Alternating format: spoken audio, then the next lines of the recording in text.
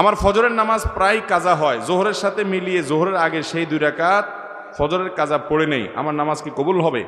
এই পাবলিক অনেকেই আছে।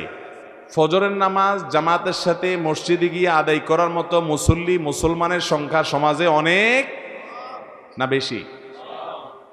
সবচাইতে কম মুসল্লি হয় কোন নামাজে?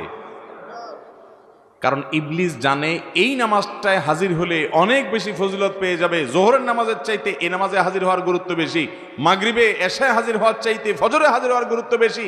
এটা মাসআলা আপনি না জানলে কি হয়েছে, আপনার সাথে থাকা ইবলিস জানে। এই জন্য ইবলিসে ভোর রাতে আপনার ঠ্যাং টিপা শুরু করে। দেখবেন রাত 12টা 1টা 2টা পর্যন্ত ঘুম আসে না, ফেসবুক টিপতেছেন, ইউটিউব টিপতেছেন, মোবাইলে মুনাজাত ধরতেছেন, শয়তানের জিকির আজকার করতেছেন, এগুলো করতে করতে 12টা 1টা পর্যন্ত আপনার ঘুম আসে না। ঠিকই দেখবেন ফজরের আজানের আগ দিয়া দেখবেন এমন ঘুম আসে, অ্যালার্ম দিয়ে রাখলেও আর উঠতে মনে চায় না। ঠিক না বে ঠিক?